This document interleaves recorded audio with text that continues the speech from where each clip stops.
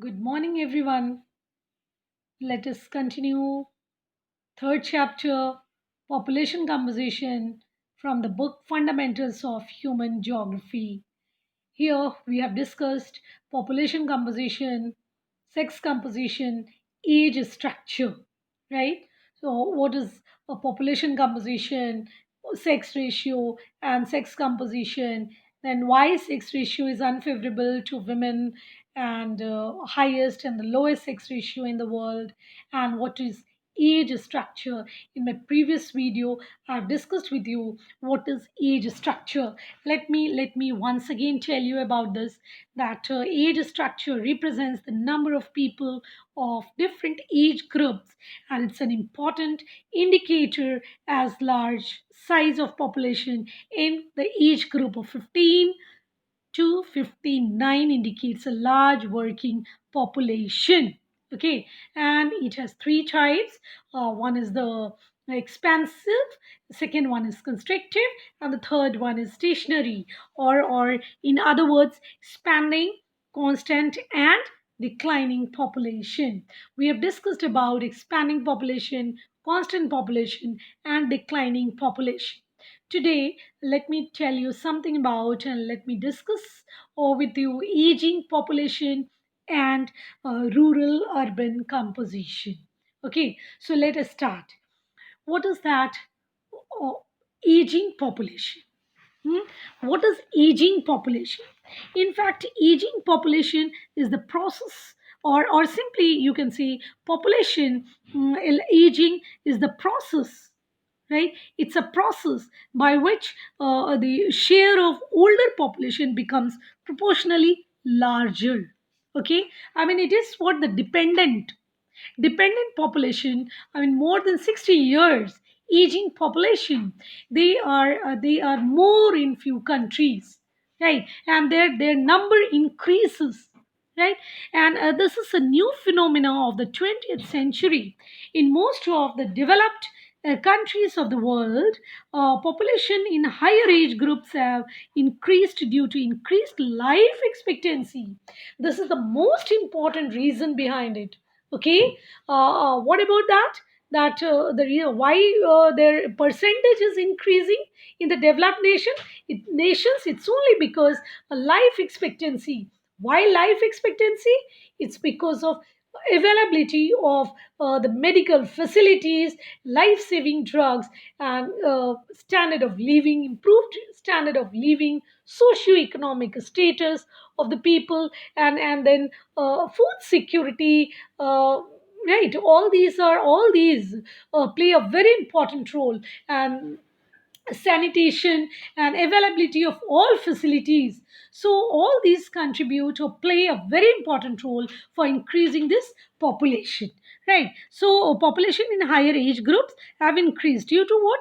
Due to increased life expectancy, with a reduction in birth rates, right? With a reduction in birth rates, the proportion of children in the population has declined, right? So just now I told you about this, that in a developed countries life expectancy has increased population in the higher age groups, and with the reduction in the birth rates, the proportion of children in the population has in I mean this has increased, right? So aging population, that's a very very important one, an important one, I mean as far as the demographic study is concerned. Okay, aging population, and it's a new phenomena. The share of older population becomes a proportionally larger. Okay, now let us discuss something about the rural urban composition. This is the second topic. I told you that we'll discuss today two topics: aging population and rural urban composition. Now, what is that? What does it mean? Rural urban composition. See, the division of population into rural and urban areas is called the rural urban composition. But into rural and urban composition is based on residence, is basically, it is what, based on residence. But you can notice different types of differences. Okay, different types of differences as far as the rural life and urban life is concerned. Okay, this division is necessary because rural and urban lifestyles differ differ from each other in terms of their livelihood and social conditions. Right. So the age six occupational structure, then density of population, then economic activities, the level of development vary between rural and urban areas, isn't it? The level of development and in fact the demographic structure, that also changes as far as these two are concerned, these two areas are concerned. Which one? Urban and the rural one. The criteria for differentiating rural and urban population varies from country to country also. I mean, you cannot see same percentage of the rural population in developed or in the developing countries. You cannot see. So there is a wide variation in between these two, rural and urban composition. Right. So in general terms, rural areas are those areas or rural areas are those where people are engaged basically in the primary activities, okay, or farm based agricultural activities. Okay, and the second one is that primary activities and urban areas. As far as urban areas are concerned, that urban areas are those where majority of the working population is engaged in non primary activities, isn't it? Or they are involved in basically in the secondary and tertiary activities. Okay, so here you can say that it is the differences can be easily based on residence. They differ from each other, and the criteria for rural urban varies from country to country. Rural and urban composition of West European countries is different from African countries. It's quite obvious because one is the developed continent, and the another one is the poor or less developed continent. So it's you can easily notice the differences between the urban and rural composition here. Sex ratio is also different, and in West European countries, males are more in rural areas, where females are more in urban areas. This is a very, a typical kind of thing which you can notice. In European countries, males are more in rural areas, and females are more in urban areas. Right. And in Asian countries, female is more in the rural areas. In Asian countries, female is less in the urban areas, and due to shortage of housing, high cost of living, paucity of job, or lack of security in cities, isn't it? So this is what about the differences.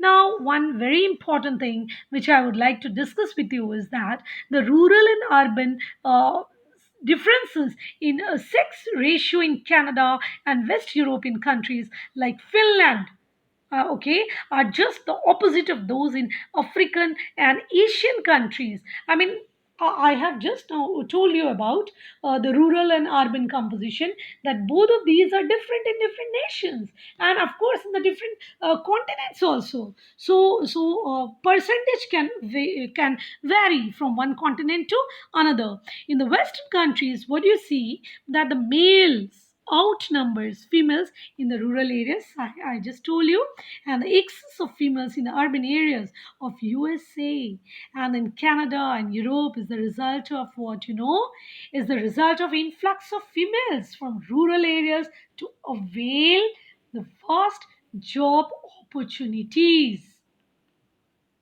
to avail because they are educated one, they are educated, they are quite aware of the facilities available in the urban areas, isn't it? And so farming in these developed countries is also highly mechanized, right? Mechanized remains largely a male occupation, where in the developed countries or in the European countries, basically it is a male occupation over there. And by contrast, the sex ratio in Asian urban areas remains the male dominated due to the predominance of male migration. It is also worth noting that in the countries like India, what did I tell you?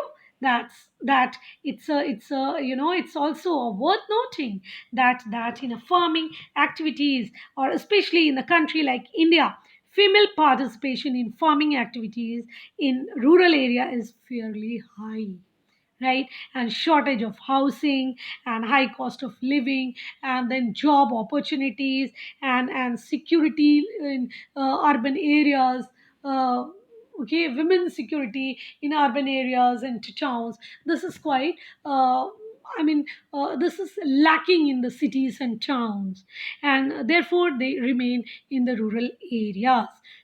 Okay, and all these in fact discourage women to migrate from rural to urban areas, right? So rural to urban areas, this is quite this is a there is a difference between why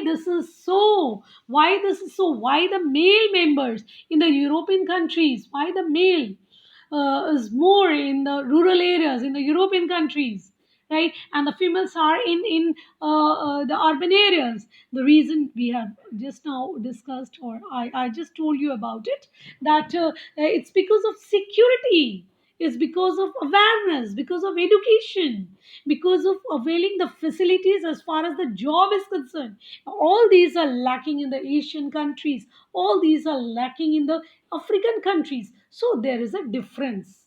Okay, as far as these two are concerned, the urban and rural or areas are concerned. Now, I must tell you something about, or I must give examples as far as the variations in ratio and the sex ratio is concerned. That the females of Canada, USA, and Europe are attracted by urban areas because there are vast job opportunities for women. Okay, and the result is that sex ratio is favorable.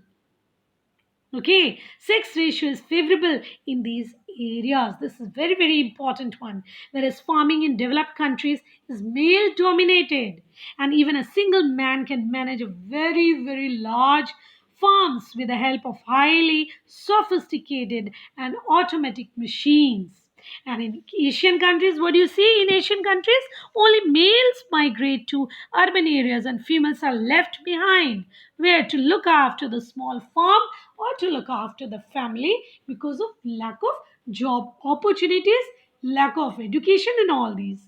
Right. So we have discussed today the two topics like aging population and rural urban composition. Aging population, that's a phenomena, or you can say that this is a process by which the share of older population becomes proportionally higher. Okay, and as far as the rural and urban composition is concerned, we have just now discussed about that the what is that the division of urban, the division of rural into urban, or the division of population into rural and urban areas is called the rural and urban composition, and the division is based basically on the residence. So that's all for today. Good day.